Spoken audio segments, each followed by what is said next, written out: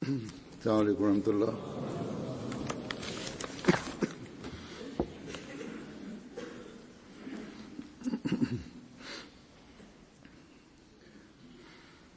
أشهد أن لا إله إلا الله وحده لا شريك له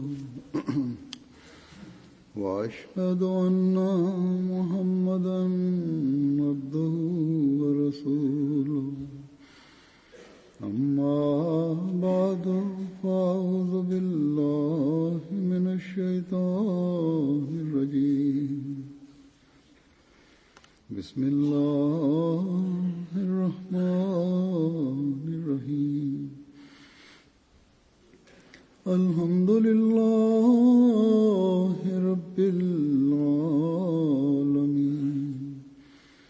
الرحمن الرحيم مالك يوم الدين إياك نعبد وإياك نستعين اهدنا الصراط المستقيم صراط الذين أنعمت عليهم غير المغضوب عليهم ولا الضالين.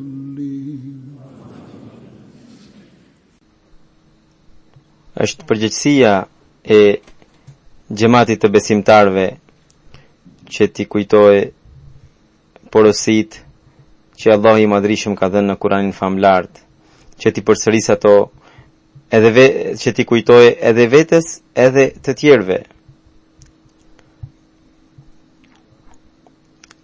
Në këtë detyrë përfshihen më së pari ata që janë misionar dhe përgjegjës mes nesh.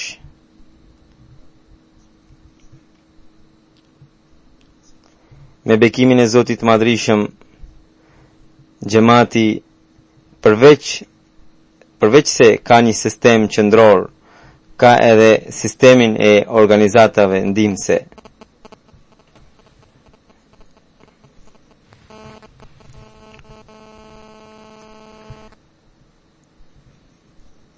Dhe edhe në sistemin qendror, edhe në sistemin e organizatave ndihmëse, edhe në rangun kombëtar, edhe në atë ndërkombëtar, kemi përgjegjës, kemi misionar, dhe nga çdo përgjegjës i këtyre rretheve pritet që ai të bëhet krahët edhe duart e kalifatit dhe të jap ndihmësën e tij në kontributin e tij në përgjegjësinë që i përket kalifatit në një diapazon më të gjerë. Nëse të gjithë misionarët dhe përgjegjësit do ta kuptojnë këtë detyrë, atëherë në xhamat do të kemi një ndryshim revolucionar. Të këshilluarit ndaj të tjerëve rreth porosive të Zotit të madhrishëm, ose vetë ndërgjegjësimi që Zoti më ka dhënë mua mundësi që t'i shërbej xhamatit, qoftë përkohësisht, qoftë përjetësisht, atëherë më takon që unë së pari të bëj kontroll në vetveten time, edhe të bëhem model i cili duhet jetë i denjë për një shërbëtor i xhamatit, në mënyrë që të kem mundësi të them edhe të tjerëve që të sjellin këto ndryshime. Atëherë vetë do të kemi një revolucion. Por nëse ndodh që unë u them të tjerëve, por vetë rutina ime është kundër asaj që po them, atëherë ka nevojë që t'i kërkoj falje Zotit. Pra një antar i tij, një shërbëtor i tillë duhet i kërkojë falje Zotit. Në përgjithësi besimtarët duhet i kërkojnë falje Zotit, por nëse situata është kjo, atëherë është e frikshme. Duhet të them se asnjë përgjegjës nuk duhet të mendojë se nuk i takon atij përgjegjësia e të këshilluarit. Edhe asnjëherë ai nuk duhet të kujtojë se kjo përgjegjësi i takon vetëm amirit, presidentit të xhamatit, ose kryetarit të rinjve, ose kryetarit të ancarëve, ose sekretarit të edukimit e të tjera.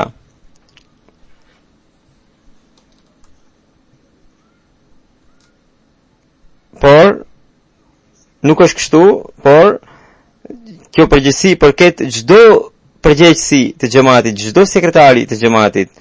Ai le të jetë sekretar i sportit, le të jetë sekretar i edukimit, apo i zjafetit, apo i ndonjë gjë tjetër.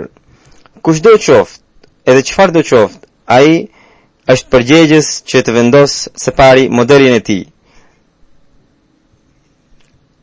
Nëse ndodh kjo, siç u kam thënë edhe më herët shumë herë, që atëherë më shumë se 50% e antarëve të xhamatit me bekimin e Zotit do të jenë ndër ata të cilët ndjekin porositë e Zotit të Madhërisëm, që i përkasin qoftë të vizituarit në xhami për falje, qoftë kryerjes së obligimeve të tjera të Zotit të Madhërisëm. Pra, në çdo sektor, shërbëtori i xhamatit në rast të parë duhet të shikojë vetveten se sa ai i ndjek rregullat, porositë e Zotit të Madhërisëm, se sa ai i zbaton porositë e tij, edhe ta përmirësojë veten e tij, pastaj tua thot edhe të tjerëve. Në këtë mënyrë kjo përgjegjësi mbartet edhe tek çdo ahmedian i thjesht,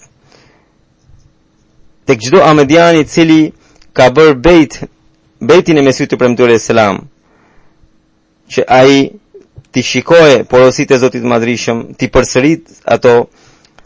Nëse ne do të punojmë me këtë frymë, atëherë një revolucion madhor po na pret.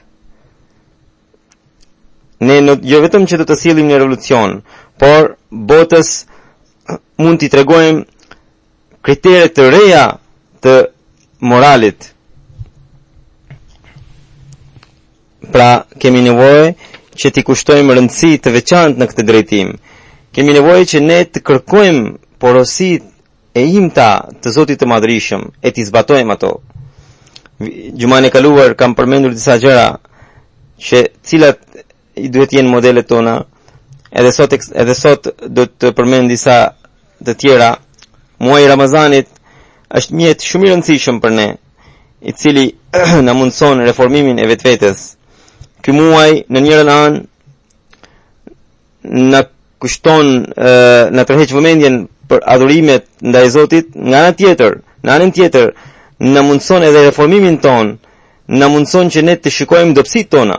Prandaj në këtë muaj ne duhet të piketojmë dobësitë tona edhe të përmirësojmë ato. Duhet të hedhim hapat mbi porositë e Zotit të Madhërisëm. Nëse do të bëjmë përpjekje maksimale në këtë drejtim, nëse nuk bëjmë përpjekje maksimale në këtë drejtim, atëherë ne thjesht po përfitojmë nga syfyret dhe iftaret e Ramazanit e asgjë tjetër. Asnjë gjë nuk do të bëjmë që mund të na ndihmojë në spiritualitetin ton, në ndërtimin e spiritualitetit ton. Do të jetë njësoj si ajo si gjendja e atyre njerëzve për të cilën thuhet se kur u thua që të agjërojnë, ata japin justifikimin se jo, nuk mund të agjërojmë. Kur u thua fali namazet, prap ka ndonjë justifikim, jo, nuk falim dot, thonë. Edhe kur u thua bëni ndonjë falni nafilet, prap u thonë se jo, nuk kemi mundësi. Por kur u thua hajdini ham iftar, ata thonë se nuk kemi bërë qafira, patjetër që do vim, do ham iftar. Pra, nuk mund të jemi besimtar të tillë. Gjendja e tyre është e mjerueshme.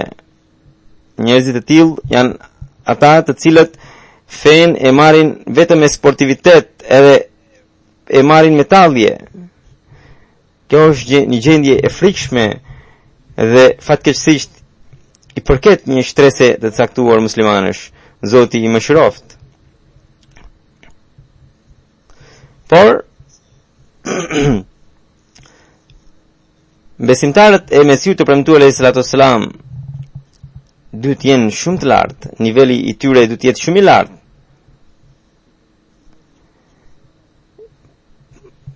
Pa pasur në një arsye të shëndosh, ata kurse si nuk duhet të lënë agjërimet. Edhe ata duhet përpiqen maksimalisht për ta përmbushur synimin e Ramazanit. Po ashtu bashkë me Ramazanin kemi porosinë e veçantë për recitimin e Kuranit famlar. Gjibraili alayhi salatu wassalam veçanërisht vinte në muajin e Ramazanit dhe recitonte Kuranin bashkë me profetin Muhammed sallallahu alaihi wasallam. Prandaj në veçanti kërkohet nga ne që ne ti kushtojmë rëndësi recitimit të Kuranit famlar gjatë kësaj periudhe, edhe të kërkojmë porosit që gjenden në Kuran edhe ti aplikojmë ato në jetën tonë. Pastaj kemi edhe namazet e taravive. Padyshim që nuk janë farz. Ato kanë filluar në kohën e Hazret Omerit radhiyallahu anhu. Për arsye se ata që nuk kanë mundësi të falin namazin e tahajjudit të gëzojnë mundësinë e të faljes së nafilëve në taravi. Por ata që kanë mundësi të zgjohen në tahajjud, duhet të zgjohen edhe duhet të falin edhe tahajjudin. Qoftë pak, por ata duhet të falin namazin e tahajjudit. Kushdo që ngrihet për agjërimin, për syfyrin, së pari le të fal në vend që të merret me çështje të tjera, le të fal pak tahajjud. Taravi nuk është pjesë e kushtëzuar me agjërimin e as tahajjudi. Por nafilet sigurisht duhet t'i falim kur jemi të agjërueshëm. Besimtarët këshillohen të falin namazin e tahajjudit edhe gjatë ditëve të tjera. Këtë ju kam treguar, këtë sqarim ju kam dhënë se dikush më ka thënë se agjëruesi duhet të falë të paktën 8 rekate nafil ose në taravi ose në tahajjud. Nuk është absolutisht kështu. Pra nuk është kusht i agjërimit, po adhurimi është i nevojshëm. Kushdo që gjen kohë duhet të adhurojë Zotin e Madhrishëm. E rëndësishmja është që pika tjetër që ju kam thënë që bashkë me agjërimin duhet të recitoni Kuranin famlar. Sa më shumë recitoni Kuranin famlar gjatë këtyre ditëve. Dhe siç ju thash, çdo besimtar është i obliguar të falë namazet, të bëjë adhurimet, por gjatë Ramazanit ai duhet përpiqet të bëj këto gjëra akoma më bukur, akoma më fort. Edhe vazhdimisht duhet ta përkujtojë Zotin e Madhrishëm. Pra në këtë atmosferë duhet të përpiqemi që nëse ne kemi pasur në një dobësi në adhurimet, në namazet, ta largojmë atë, edhe ti përkushtojmë rëndësi me këtë synim kësaj pike që këtë porosi duhet ta bëjmë pjesë të jetës sonë, jo vetëm gjatë Ramazanit, por edhe gjatë gjithë jetës. Sepse porosia e adhurimit nuk është e kushtuzuar vetëm me Ramazanin, por është e përhershme. Prandaj këtë çdo kush nga ne duhet ta kuptojë se adhurimi dhe namazi janë urdhëresat kryesore, një ndër urdhëresat kryesore të Zotit Madhrishëm. Ashtu si gjatë këtij muaji shumica nga ne i përkushtojmë rëndësi adhurimeve, sepse muaji i Ramazanit është muaji i bekimeve, edhe është muaji kur pranohen lutjet shumë. Edhe për këtë arsye përpiqen ata të mbledhin bekimet e Zotit. Edhe të përfitojnë nga muaji i Ramazanit. Por në lidhje me këtë ne duhet të dimë se Zoti shikon në thellësinë e zemrës sonë. Ai di shumë mirë qëllimet tona, synimet tona. Edhe ai do të na shpërblej veprat sipas synimeve tona.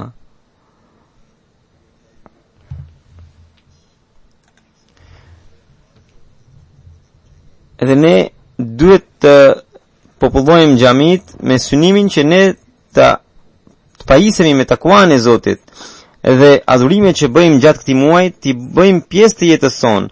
Nëse kemi fituar shprehin për të zgjuar për namazin e tahajjudit ose për të falur nafile gjatë ditës, atëherë për këtë të përpiqemi të bëjmë pjesë të jetës sonë. Allahu i madhrishëm në Kur'anin famlar thotë: Ya ayyuhan nasu ubudu rabbakumul ladhi khalaqakum walladhina min qablikum la'allakum tattaqun.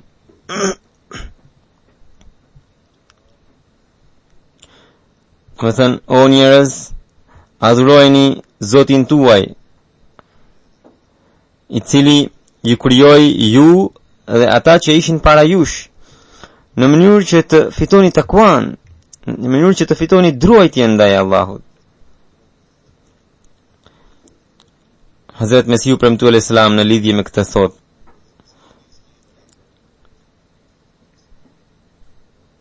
O njerëz, adhurojeni atë Zot që ju krijoi. Këtë e tha Zoti i madhrishëm, që ju krijoi ju dhe ata që ishin para jush. Kjo do të thotë që ju vetëm të keni dashuri vetëm me të. Besimi i vërtet është ky që të keni lidhje të veçantë me Zotin e madhrishëm, edhe përballë asaj lidhje të mos ekzistojë asnjë lidhje tjetër.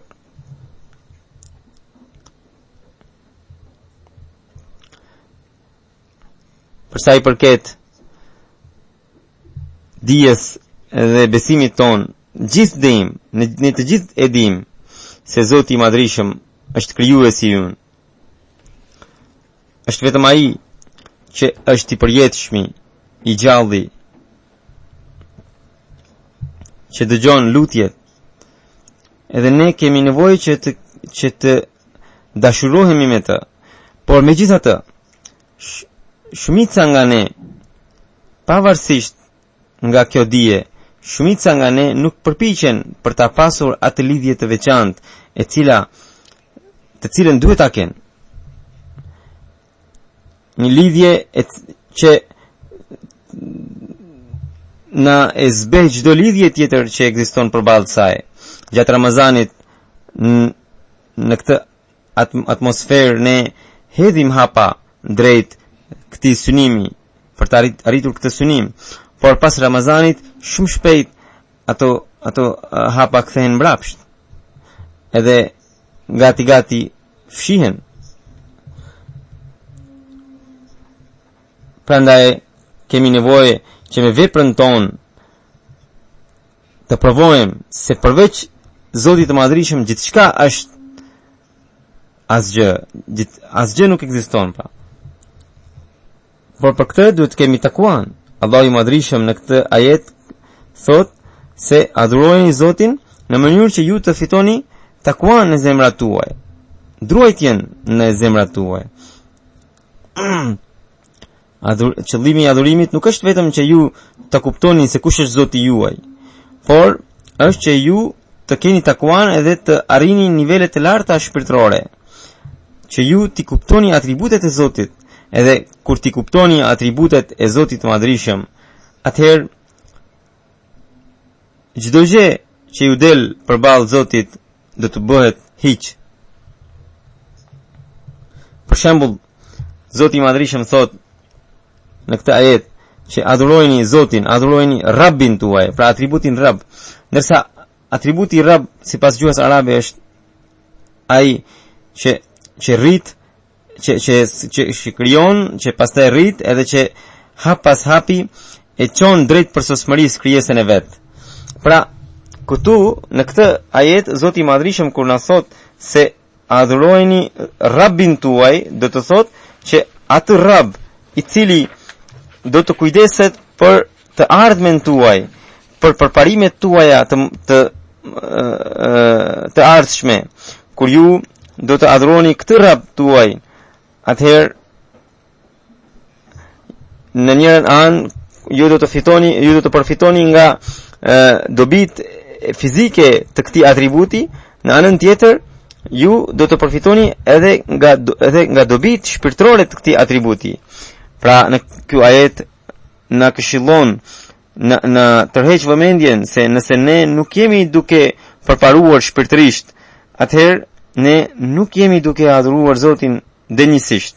Rrjedhimisht ne nuk jemi duke përfituar nga bekimet shpirtërore të atributit Rabb.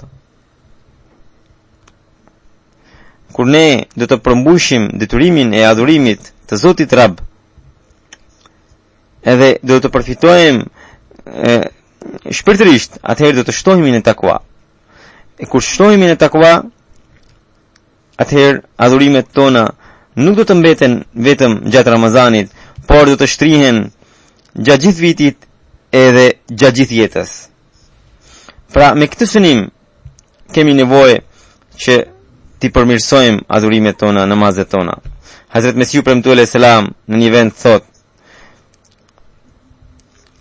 e vërteta është që synimi më i lartë i krijimit të njerëzit është adhurimi i Zotit Madhërisëm.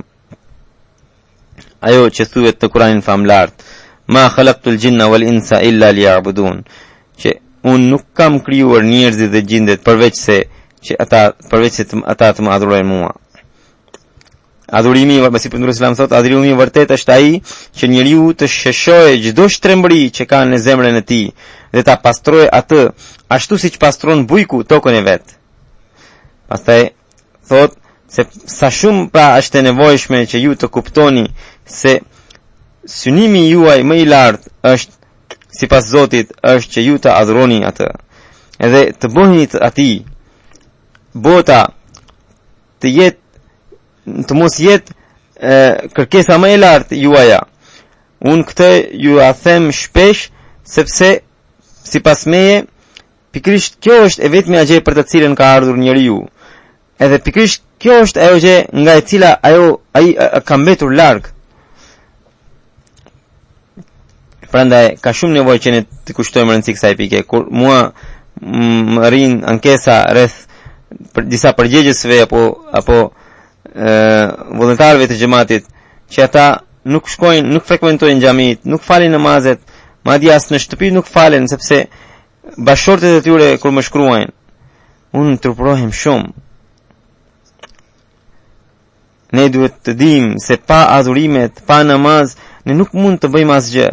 Ne nuk mund të kemi takuan. Kur nuk do të kemi takuan, atëherë njeriu nuk mund të përmbush as detyrimet ndaj Zotit e as detyrimet që ka ndaj njerëzve, edhe nuk mund të bëhet as pjesë e dobishme e xhamatit. Edhe punët e tij nuk ka asnjë bereqet, asnjë bekim.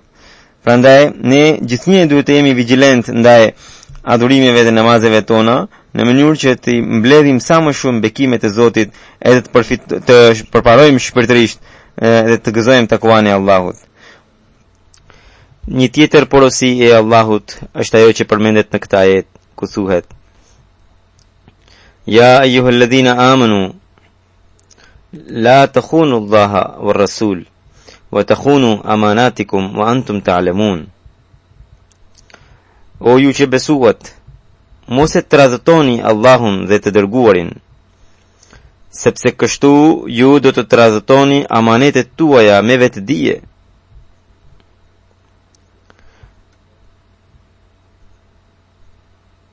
Edhe kjo porosi kërkon shumë vëmendje. Tradhtia nuk bëhet vetëm në gjëra të mëdha, por ka shumë tradhti të imta e të vogla.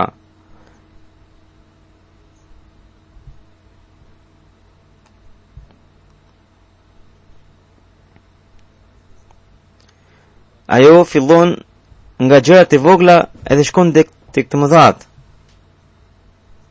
Mesiu premtuar alayhi salatu wasalam ka ardhur për të krijuar një xhamat të pastër.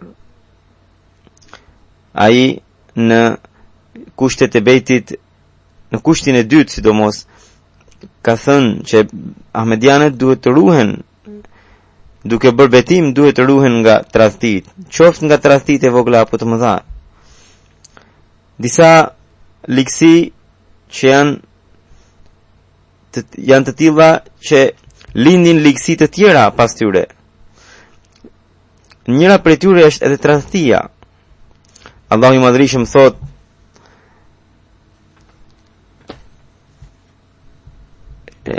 tradhtia e bën njeriu që ai pastaj të tradhtojë edhe në gjërat e tjera.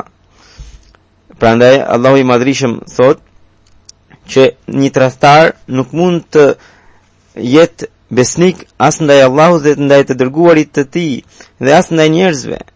Një tradhtar le të thot miraherë që ai fal namaz 5 vakte, agjëron, por adhurimet e tij nuk i bëjnë dobi, sepse qëllimi i adhurimit është që ai të ketë takua në zemrën e tij. Edhe pas lindjes së takuas, vetëm atëherë ai mund të përmbush detyrimet që e ka ndaj njerëzve, ndaj krijesave të Zotit. Ndërsa tradhtia e largon njeriu nga takuaja. Nuk është e mundur që një njeri të jetë edhe tradhtar edhe të ketë takua njëkohësisht. Edhe pastaj ti mbrohet të drejtat e njerëzve. Rrjedhimisht, adhurimet e një njeriu të tillë nuk pranohen nga Zoti. Të bëhet adhurues është gjë shumë e madhe. Një tradhtar nuk mund të jetë as besimtar.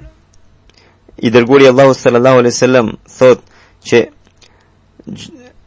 nuk mundet që besimi dhe mohimi edhe gënjeshtra dhe e vërteta dhe tradhtia dhe amanetet të mund të bashkohen në një zemër të vetme.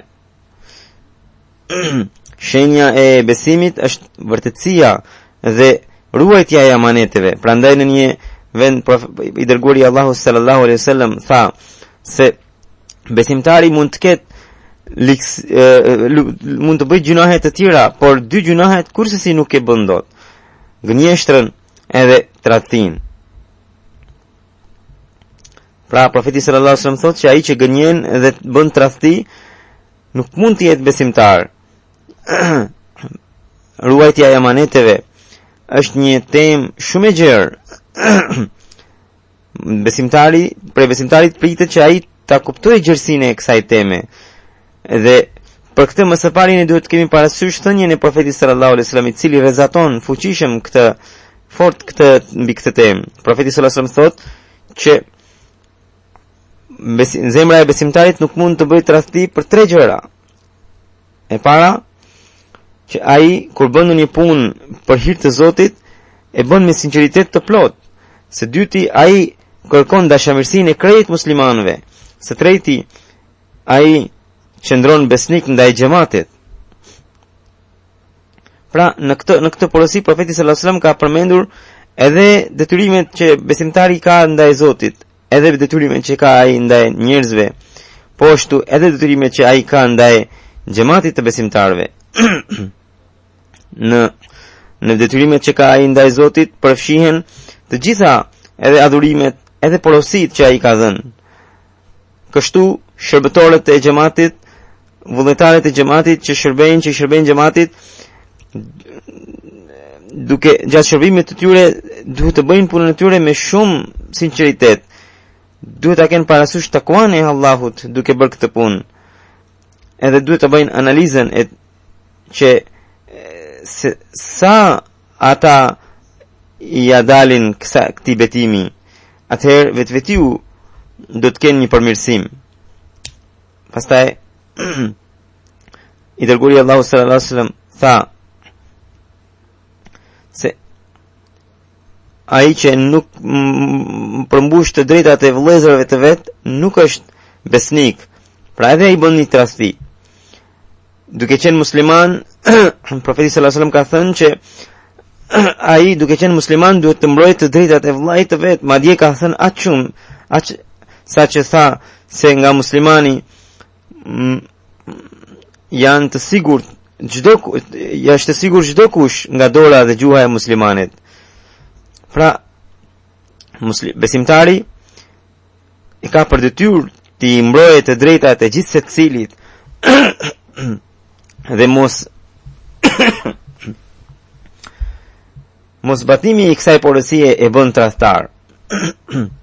Pastaj një Ahmedian e ka këtë detyrë në mënyrë të dyfish, sepse ai në çdo mbledhje të xhamatit bën betim që ai duhet të jetë besnik ndaj sistemit të xhamatit. Ky betim në vetvete është një amanet, edhe shkelja e këtij betimi është tradhti. Dhe besimtarët Ahmedian e kanë për detyrë ta zbatojnë këtë betim me të gjitha kushtet e tij.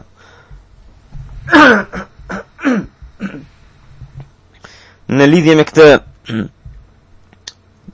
duhet kemi qartë se edhe çifti, pra bashortët, kur lidhen kur bojnë kurorzimin, ata krijojnë një amanet, ata kanë detyrime ndaj njëri tjetrit dhe përmbushja e këtyre detyrimeve është në vetvete një amanet. Amanetet që i takojnë bashortit, njëri prej tyre është dorëzimi i dhuratës martesës. Shumë çështje kur pra vinë tek unë pra për të gjykuar për ndarjen e tyre, për ndarjen e bashortëve, bashortët priren që të mos kenë që të kenë mundësi të mos paguajnë këtë dhuratë martesore. Ndërsa profeti sallallahu alaihi wasallam thotë që ai që martohet me një grua edhe bën hak meher, pra dhuratën martesore me qëllim që të mos e paguajë atë, ai sikur ka bërë kurvëri. Ndërsa në një hadith tjetër tha që një njeri që merr borxh duke menduar se nuk duhet t'i kthej, ai ka vjedhur. I dërguari Allahu sallallahu alaihi wasallam e ka sqaruar këtë temë aq qartë sa që thotë se një njeri kur i kërkon dikujt një këshill, nëse këshilltari nuk i jep këshill duke marrë të gjitha gjërat, duke marrë parasysh të gjitha gjërat, duke marrë parasysh gjithë dijen e tij, edhe ai ka bërë një tradhti. Pra edhe në dhënien e këshillës besimtari duhet të jetë kaq i sinqert. Nëse tjetri ju beson, atëherë ju duhet ta ktheni besimin me mirë besim. Nëse nuk keni dije të plot rreth një gjëje të caktuar, atëherë duhet i kërkoni falje duke thënë se ju nuk mund të këshilloj dot. Nëse dini për një njeri tjetër i cili mund ta këshillojë atë shumë mirë, atëherë duhet t'ia drejtojeni. Disa avokat u japin këshillat të gabuara atyre që kërkojnë azil politik këtu, ndërsa ose japin këshilla kështu kalimsi, shkele shko, ndërsa pagesën e marrin të plot. Edhe ata janë duke bërë tradhti. Kështu janë edhe në çështjet e tjera. Njerëzit e tillë duhet të kenë parasysh se nëse ai që vjen me besim tek ata duhet ta udhëzojnë me gjithë dijen e tyre. Pra ka shumë nevojë që ne të vrasim mendjen në këtë pikë. Mesiu premtues sallallahu alaihi wasallam thotë, Mesiu premtues sallallahu alaihi wasallam pret një nivel shumë të lartë të ruajtjes së amaneteve tek antarët e tij. Në një vend ai thotë që ai që nuk ruhet nga tradhtia e syrit, nga tradhtia e amaneteve, nga rishfeti, nga çdo gjë e tradhtuese, ai thot Mesiu premtues nuk është nga xhamati im. Çdo bashorte që tradhton bashortin e vet, dhe çdo bashort që tradhton bashorten e vet, nuk është prej xhamatit tim, thot thot Mesiu Rahmetullahi Salam. Në një vend tjetër ai thot që ata që besojnë në Zotin e vetëm, e të pashoq, e kanë për detyrë të mbrojnë të drejtat e vllajit të tyre. Ata që nuk mbrojnë të drejtat e një krijesave të Zotit, nuk janë pohues të denjë të shahadetit, ku thuhet nuk ka Zot tjetër përveç Allahut. Mesiu Rahmetullahi Salam në një vend tjetër thot që në Kuranin famlar thuhet që takwaja është mbulesë. Libasu taqwa është shprehja e Kuranit, pra mbulesa e takwas, shprehja e Kuranit. Edhe takwaja i zbukuron veprat. E takwaja përsoset atëherë kur njeriu i ruan të gjitha amanetet, edhe amanetet e vogla, edhe ato të mëdha, me atë sa ka mundësi. Kur vepron në çështjet kaq të imta me takwa, atëherë për të thuhet se ai i ruan amanetet. Pra, kështu që amanetet janë shumë të vogla edhe të mëdha, shumë të imta, edhe ne si Ahmedian duhet t'i ruajmë të gjitha, sepse e kemi për obligim nëse kërkojmë, nëse duam të thithim bekimet e Zotit Madhrishëm. Pra, gjithkush nga ne duhet të friksohet për këtë temë edhe duhet të veprojë me ndërgjegjshmëri. Një tjetër porosi që kam zgjedhur për të diskutuar për sot, zbatimin e së cilës zbukuron shoqërinë njerëzore, është ajo që përmendet në ajetin kuranor: alladhina yunfiquna fi s-sarra'i waz-dharra'i wal-kadhimina al-ghayza wal-'afina 'anil nasi wallahu yuhibbul muhsinin. Domethënë, besimtarët e vërtet janë ata që shpenzojnë edhe në vështirësi edhe në rehati. Ata këlltisin zemrimin edhe i falin njerëzit. Allahu me të vërtet i do mirëbërësit. Si që thash edhe më përpara, që përmbushja e detyrimeve ndaj njeriut, ndaj njerëzve të tjerë, është detyrim i çdo muslimani. Në këtë ajet, Allahu i Madhrishëm ka thënë se në ka treguar se cilat duhet jenë nivelet e përmbushjes së këtyre detyrimeve. Kurani famlart në tregon se për të zbukuruar pra shoqërinë njerëzore, shoqërinë e njeriut, nuk mjaftojnë vetëm përmbushja e detyrimeve, por përtej kësaj ne duhet të bëjmë sakrificë për ta bërë këtë detyrë. Në shoqëri ku çdo njeri jo vetëm që përmbush detyrimet që i takon njëri tjetrit, por edhe sakrifikon për ta përmbushur këtë detyrë, atëherë ajo shoqëri në kuptimin e plot të fjalës arrin nivelin për të cilin mund të themi se është shoqëri xhenetli. Pamjet të kësaj shoqërie ne shohim në jetën e Muhamedit sallallahu alaihi wasallam dhe të sahabëve të tij, për të cilët Allahu i Madhrishëm thot: "Wa yusiruna ala anfusihim walau kana bihim khasasa", që ata edhe pse janë të varfër, por i japin përparësi tjetrit. Pra, kur do të kemi mendim të tillë dhe vepra të tilla, atëherë frymëzohemi për të bërë sakrifica. Atëherë njeriu mund të bëj kontroll në mbi veten e tij. Atëherë ai bën mirëbërësi. Shfaqja më e lartë e këtij virtyti sigurisht dëshmohet në jetën e Muhamedit sallallahu alaihi wasallam. Ne shohim se ai ka falur edhe vrasin e vajzës së tij dhe ka plot shembuj të tillë. Pastaj një tjetër virtyt që përmendet në këtë ajet është gëlltitja e zemrimit, që profeti sallallahu alaihi wasallam e ka sahabët, pra i ka mbrujtur, i ka edukuar sahabët me këtë virtyt. Është ngjarje e famshme, rrëfimi i famshëm, në të cilin përmendet që Hazrat Abu Bekri radhiyallahu anhu ishte përballë një njeriu i cili vazhdimisht i thoshte fjalë të padenja duke i drejtuar atij, edhe ndërsa Hazrat Abu Bekri i dëgjonte i heshtur. Kur personi përballë kaloi çdo kufi, edhe Abu Bekri filloi të përgjigje me qortim atij njeriu. Aty ishte edhe profeti sallallahu alaihi wasallam që e shikonte ata, edhe i shikonte me buzëqeshje. Por kur Hazrat Abu Bekri filloi të përgjigje me qortim, profeti sallallahu alaihi wasallam shfaqi shenja keqardhje në fytyrë edhe u qua.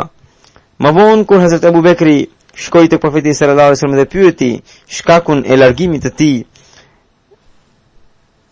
nga atje, i dërguari i Allahut sallallahu alaihi wasallam i tha që gjithsa ai njeri ju të thoshte fjalë të padenja dhe ti qëndroje i heshtur Abu Bekr, një engjëll i Zotit i përgjigje në vend të tij, në vendin tënd. Ndërsa kur ti fillove ti përgjigjeshe, atëherë ai engjëlli u largua edhe aty erdhi djalli. Edhe nuk kishte vend i dërguari i Zotit të qëndronte atje, nëse ishte i pranishëm djalli. Pra, në këtë mënyrë profeti sallallahu alaihi wasallam i edukoi sahabët e tij që edhe zemërimin që ata e kishin me të drejtë e ktheu në falje.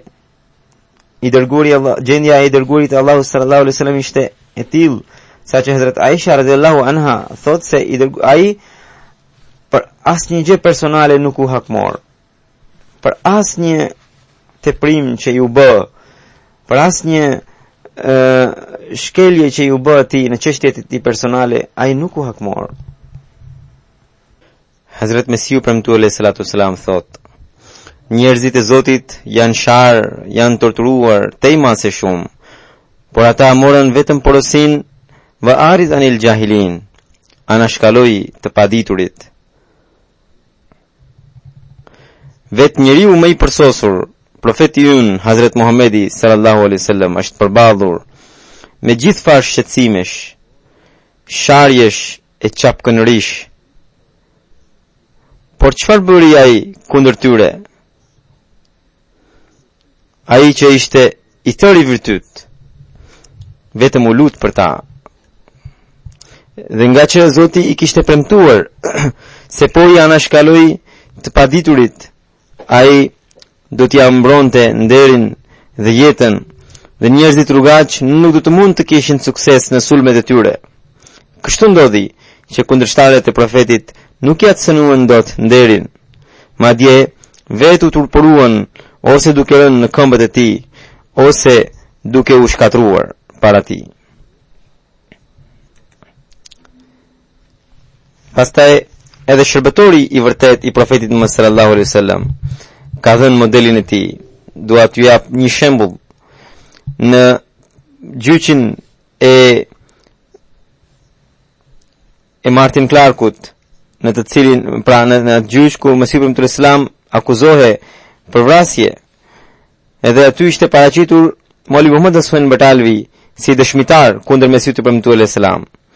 Avokati i Mesihut premtuar ishte një jo ahmedian, por ishte një njeri i sinqert. Gjatë gjyqit filloi t'i bënte pyetje dëshmitarit në fjalë, filloi t'i bënte disa pyetje të cilat e cënonin familjen. Mesihu ibn Islam më njëherë ndaloi avokatin e tij duke thënë se nuk ju lejoj që t'i bëni pyetje të tilla Muhammad Hussein Batalvi. Edhe ai vuri dorën në mbi gojën e avokatit.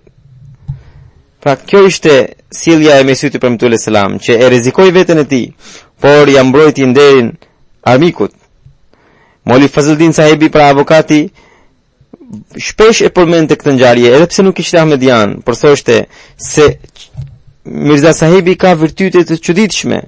Një njeri ja cenon jetën dhe ai nuk më lejon që t'i bëj pyetje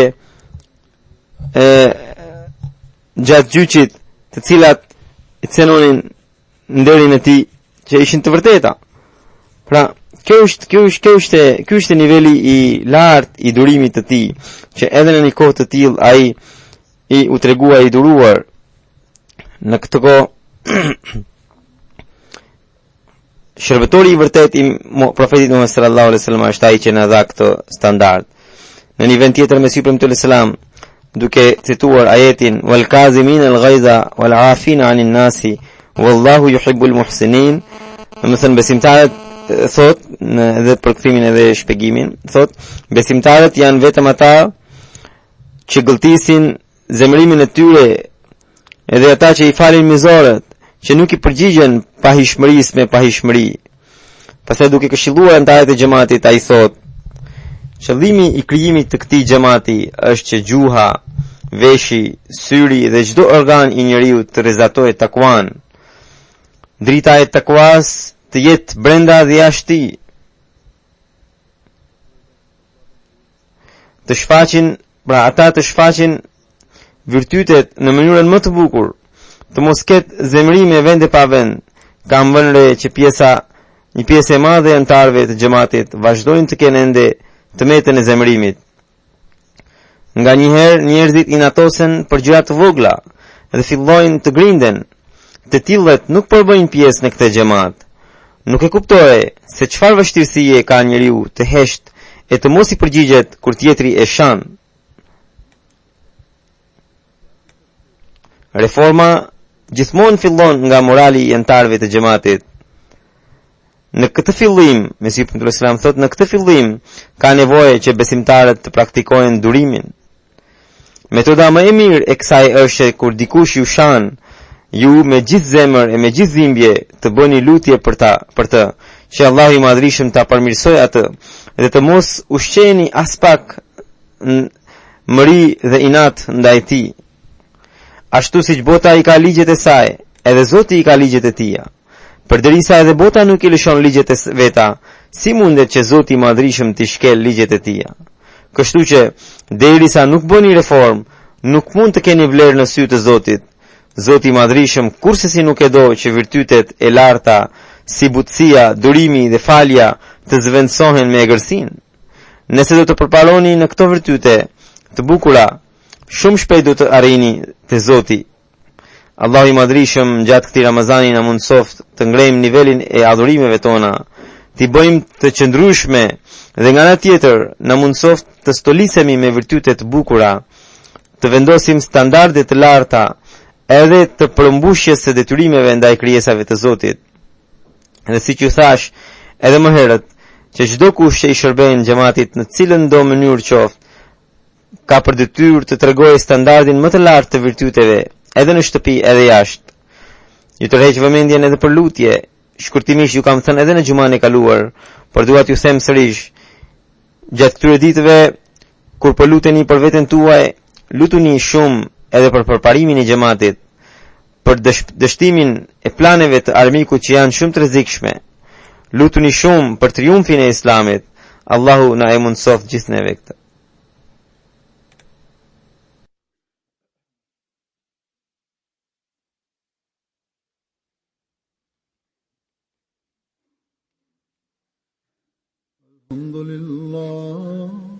Alhamdulillah, nahmaduhu wa nasta'inuhu wa nastaghfiruhu wa nu'minu bihi wa natawakkalu alayhi wa na'udhu billahi min shururi anfusina wa min sayyiati a'malina.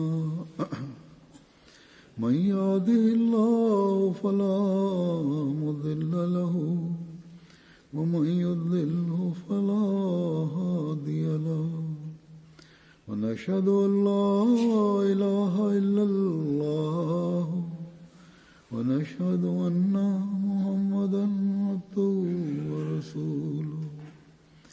عباد الله رحمكم الله، إن الله يأمر بالعدل والإحسان وإيتاء ذي القربى وينهى عن الفحشاء والمنكر والبغي يعظكم لعلكم تذكرون.